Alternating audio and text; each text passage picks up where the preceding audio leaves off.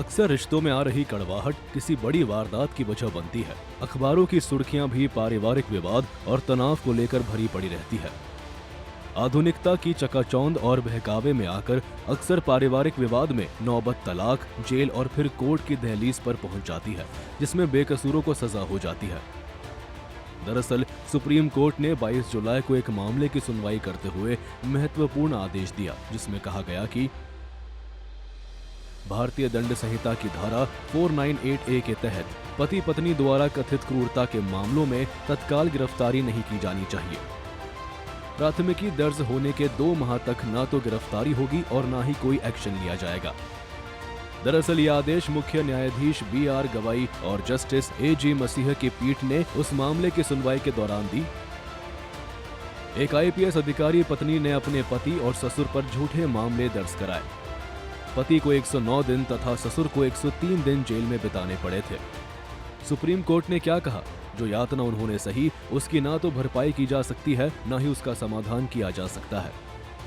Allahabad high court ने एक ऐसे केस में, जिस केस में एक IPS ऑफिसर ने अपने हस्बैंड और हस्बैंड के रिलेटिव्स के खिलाफ 498A में FIR दर्ज करवा के उन्हें जेल भिजवाया था, तो जिसके मुताबिक उन्हें 100 दिन से ज़्यादा जो है जेल में रहना पड़ा था। तो अब बाद में पता चला कि वो जो मुकदमा है वो IPS ऑफिसर ने झूठा मुकदमा दर्ज करवाया था। इस तरह का दहेज प्रताड़ना का, फिजिकल मेंटल क्रुएलिटी का कोई मामला नहीं था। उसमें ऑनरेबल इलाहाबाद हाई कोर्ट ने डायरेक्शन दिया था कि आप किसी भी परिस्थिति में 498A के केसेस में जो गिरफ्तारी है, गिरफ्तारी करने से पहले जो है कूलिंग पीरियड होगा। और दूसरा, ऐसे केसेस में आप देखें, रणेश कुमार स्टेट ऑफ बिहार में ऑलरेडी सुप्रीम कोर्ट ने लीडिंग जजमेंट देते हुए कहा था कि जो फैमिली मेंबर्स हैं हस्बैंड के, उसके फैमिली मेंबर्स को प्रताड़ित नहीं किया जाता। क्योंकि शुरुआत के दिनों में अगर आप देखें, जब ये 498 इंट्रोड्यूस हुआ था, तो कोई US में है, कोई क्षेत्र में भी नहीं रह रहा है, उस जगह पर भी नहीं रह रहा है जहां कॉज ऑफ एक्शन हुआ है, तो वो उसके खिलाफ भी FIR जो है पीड़िता के द्वारा कर दी जाती थी। तो तमाम एक हैरेसमेंट का टूल बन गया था।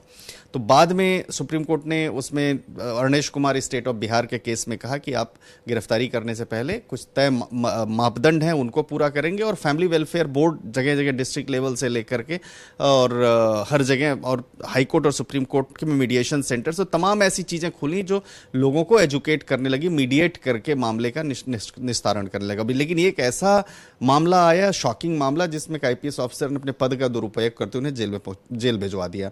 तो ऑनरेबल सुप्रीम कोर्ट ने कहा कि आप सार्वजनिक रूप से माफी मांगेंगे। दूसरा, कोई भी FIR 498A की दर्ज होगी तो जो 2 महीने का पीरियड है, पुलिस ना तो कोई कार्यवाही करेगी और ना ही प्रताड़ित करेगी। कूलिंग पीरियड बेसिकली 2 महीने का दिया FIR दर्ज करने से लेकर।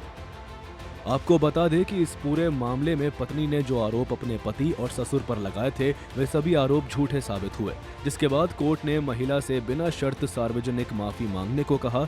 वहीं सुप्रीम कोर्ट ने स्पष्ट किया कि वैवाहिक विवादों में भारतीय दंड संहिता की धारा 498A अब BNS की धारा 85 के संभावित दुरुपयोग को रोकने के लिए इलाहाबाद हाई कोर्ट द्वारा जारी सुरक्षा उपाय प्रभावी है।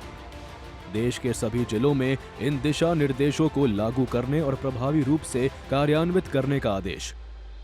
हाई कोर्ट द्वारा सुझाया गया परिवार कल्याण समिति का ढांचा एक व्यवहारिक समाधान है, जो दहेज उत्पीड़न से जुड़े झूठे मामलों में गैर जरूरी गिरफ्तारी और कानूनी दुरुपयोग को रोकने में मदद करेगा। यानी इलाहाबाद हाई कोर्ट के दिशा निर्देशों के अनुसार प्राथमिकी दर्ज होने के बाद कूलिंग ऑफ पीरियड के बिना अभियुक्त के विरुद्ध कोई गिरफ्तारी या पुलिस कार्रवाई नहीं की जा सकती है। आपको बता दें कि इन दिशा निर्देशों से उन लोगों को लाभ मिलेगा जिनमें पत्नी द्वारा पति और पूरे परिवार को झूठे आरोपों में फंसा दिया जाता है। बहरहाल सुप्रीम फैसले का मुख्य उद्देश्य ही कानून के दुरुपयोग को रोकना है और असली पीड़ितों को न्याय दिलाना है। और यकीनन इस सख्त फैसले से उन पतियों को राहत मिलेगी जो झूठे मामलों में या तो कोर्ट का चक्कर काट रहे हैं या फिर जेल की हवा खा रहे हैं। ब्यूरो रिपोर्ट, सूर्य समाचार।